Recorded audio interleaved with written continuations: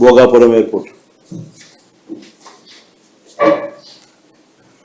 Bhogapuram airport కూడా నిజంగా చూస్తే చంద్రబాబు మరో క్రెడిట్ పడరాని పాటలు పడతా ఉన్నాడు.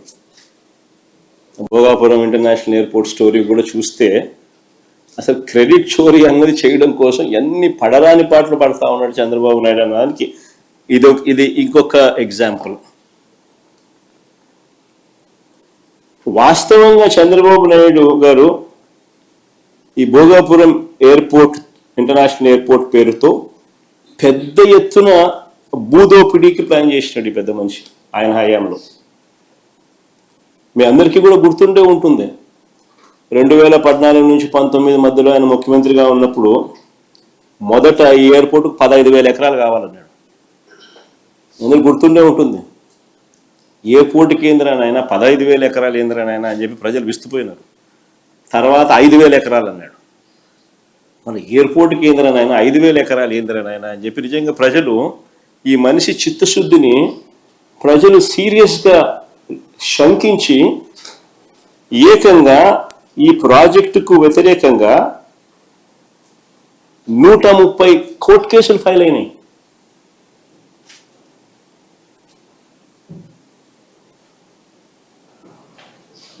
ప్రాజెక్ట్ టేక్ ఆఫ్ కాల. తర్వాత మేము అధికారంలోకి వచ్చిన తర్వాత ప్రాజెక్ట్ సైజును 2,200 ఎకరాలు ఎయిర్పోర్టుకు, ఇంకొక 500 ఎకరాలు ఏరో సిటీకి, మొత్తం 2,703 ఎకరాలకు కుదించి what is reasonable, what is the size. నెట్లోకి వెళ్ళి ఆల్ ది ఇంటర్నేషనల్ ఎయిర్పోర్ట్స్ ఏ సైజుల్లో ఉన్నాయని ఒకసారి బటన్ నొక్కినారనుకో 2,700 ఎకరాలు అనేది బ్రహ్మాండమైన సైజు కింద కనిపిస్తుంది, ఒక చంద్రబాబు నాయుడు స్కాములు చేసే కార్యక్రమం తప్ప. మేము ఏరో సిటీకి ఒక 500 ఎకరాలు, 2,200 ఎకరాలు ఎయిర్పోర్ట్కు కుదించి అడుగులు వేగంగా ముందుకు వేయగలిగాం. ప్రతి రైతుకు కాన్ఫిడెన్స్ ఇవ్వగలిగినాం. మొత్తం 130 కేసులు కోర్టులో ఉన్నటి సాల్వ్ చేయగలిగినాం. సాల్వ్ చేసి భూసేకరణ పూర్తి చేసి 3 గ్రామాలలో సుమారు 400 కుటుంబాలను తరలించి దాదాపుగా 960 కోట్ల రూపాయలు ఖర్చు చేసి ల్యాండ్ అక్విజిషన్ పూర్తి చేసినాం. 960 కోట్ల రూపాయలు ఖర్చు చేసినాం. టైం పెట్టినాం, ఎనర్జీ పెట్టినాం, కోర్టు కేసులు సాల్వ్ చేసినాం.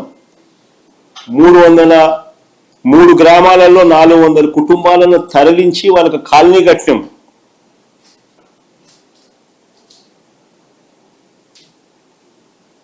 ల్యాండ్ అక్విజిషన్ మా హయాంలో జరిగింది. ఇది చేయడమే కాదు, ఈ పనులు చేపట్టడానికి తనకు సంబంధించిన మంత్రి అశోక్ గజపతి రాజు గారు ఆ రోజు కేంద్రంలో సివిల్ ఏవియేషన్ మంత్రిగా ఉన్నా కూడా చంద్రబాబు గారి ప్రభుత్వం పర్మిషన్స్, ఎన్ఓసీలు కూడా కేంద్రం నుంచి తెచ్చుకోలేకపోయారు. ఇది కూడా వాస్తవం. విశాఖపట్నంలో డిఫెన్స్ ఎస్టాబ్లిష్మెంట్స్ చాలా ఉన్నాయి. విశాఖపట్నంలో డిఫెన్స్ ఎస్టాబ్లిష్మెంట్స్ అన్ని చాలా ఉన్నాయి. ఎయిర్పోర్ట్ కనుక కావాలి అని అంటే, కట్టాలి అని అంటే వారి పర్మిషన్స్ అన్ని కూడా తప్పనిసరి. మనం వచ్చిన తర్వాతనే ఈ పర్మిషన్స్ కోసం కేంద్ర ప్రభుత్వం మీద ఒత్తిడి తీసుకొచ్చి వెంట పడడం జరిగింది. ప్రధాని గారిని నేనే స్వయంగా కలిసి లేఖలు ఇవ్వడమే కాకుండా రిక్వెస్ట్ కూడా 10 మార్లు చేయాల్సి వచ్చింది. మేము వచ్చిన తర్వాతనే ఎన్ఓసితో పాటు, కేంద్రం నుంచి ఎన్ఓసితో పాటు airports authority of India approval, BCAS approval అంటే bureau of civil aviation security approval, ministry of defence approval, ministry of civil aviation approval, environmental clearance, NOC for closure of existing airport INS Dega. NOC from central government, financial closure of all participating banks. ఇవన్నీ కూడా మా హయాంలో జరిగాయి. ఇవన్నీ కూడా మా హయాంలో జరిగాయి. వైఎస్ఆర్సీపీ ప్రభుత్వం అధికారంలో ఉన్నప్పుడు జరిగాయి. రోడ్లు, నీళ్లు, కరెంటుకు అవసరమైన రాష్ట్ర ప్రభుత్వ అదనపు నిధులు కూడా మా ప్రభుత్వం వచ్చాక ఇచ్చాం. ప్రభుత్వం చివరికి కోవిడ్ కష్టాలు కూడా అన్ని దాటుకుని ఫోకస్ పెట్టాం. కాబట్టి ఈ ప్రాజెక్టు 2023 మే 3వ తారీఖున ముఖ్యమంత్రి హోదాలో నేను శంకుస్థాపన చేశాను. ఆ రోజు మీటింగ్లో చెప్పిన 2026లో మొదటి ఫ్లైట్ ఇక్కడి నుంచి టేక్ ఆఫ్ అవుతుంది అని చెప్పి.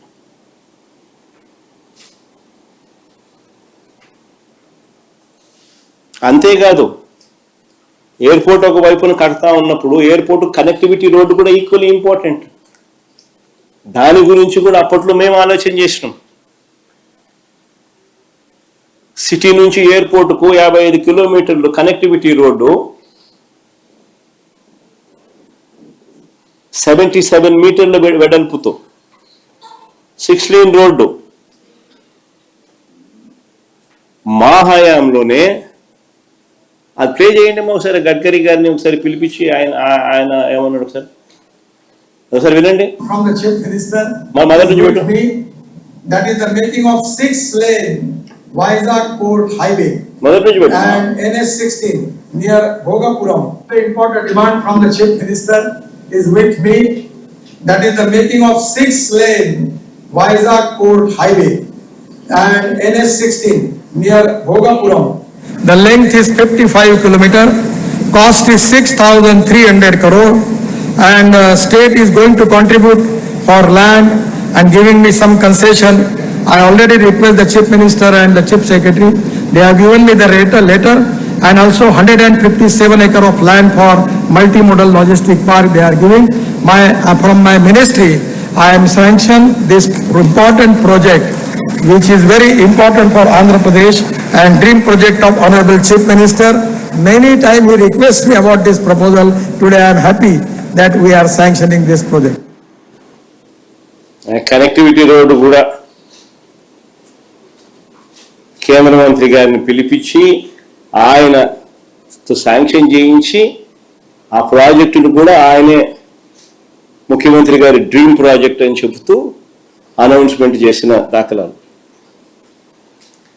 ఇటువంటి ఆశ్చర్యం ఏంటంటే, క్రెడిట్ తీసుకోవాలని ఇంత తాపత్రయపడతా ఉన్న వీళ్ళు అసలు ఆ ప్రాజెక్టులో ఆ రోడ్డు దాని తర్వాత అడుగులు ముందుకేలా. మన ప్రభుత్వం పోయిన తర్వాత ఈ 2 ఏళ్లలో వీళ్ళు వచ్చిన తర్వాత దాన్ని పర్సూ చేసుకుని అదేదో ఆ ఎయిర్పోర్ట్ అయ్యే టయానికి ఈ రోడ్డు కూడా కంప్లీట్ కావాలన్న మినిమం ధ్యాస కూడా వీళ్ళకి లేదు. ఈరోజు ఎయిర్పోర్ట్ కంప్లీట్ అవుతా ఉంది, నెలలో బహుశా ఫ్లైట్స్ కూడా టేక్ ఆఫ్ అవుతాయి. పరిస్థితి చూస్తే రోడ్డు కనెక్టివిటీ కుంటు రోడ్డే. ఇప్పటికి అయిపోయిండాలి మామూలుగా అయితే. ఆ స్టేజ్ నుంచి 2 సంవత్సరాల టైం ఉన్నాయి చంద్రబాబు నాయుడుకు. ఈ ప్రాజెక్టు ఒకవైపున చకచకా పనులు జరుగుతూ ఉన్నాయి, ఓ పక్క రోడ్డు మీద కూడా ధ్యాస పెట్టిందంటే ఇది అయిపోయే లోపు అది కూడా అయిపోయి ఉండేది. కనీసం ఆ పని కూడా పరిస్థితి కూడా చేయలే. కానీ చంద్రబాబు నాయుడు గారు ఏమంటాడు, క్రెడిట్ చోరీ. తాను తన సివిల్ ఏవియేషన్ మినిస్టరు వీళ్ళ వల్లనే వచ్చింది అన్నట్టుగా బిల్డప్. అది వీళ్ళు ఏం చేసినారు? అది వీళ్ళు ఏమైనా చేసినారా? ఒక పర్మిషన్ తెచ్చినారా? ల్యాండ్ అక్విజిషన్ చేసినారా? కనీసం జరగాల్సిన పనులన్నా చేయించినారా? కనీసము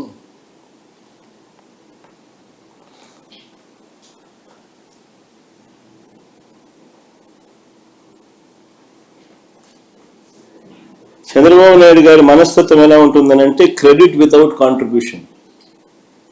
అది చంద్రబాబు నాయుడు గారి మనస్తత్వం. ఎవడో చేస్తే క్రెడిట్ మాత్రం తాను తీసుకునే దానికి ఏమాత్రం సంకోచం లేకుండా, కళ్ళార్పకుండా అబద్ధాలు అడగలుగుతాడు. సంకోచం లేకుండా క్రెడిట్ తన ఖాతాలోకి వేసుకుని ప్రతి ప్రయత్నం చేస్తాడు. మూడో సబ్జెక్టులోకి పోదాం.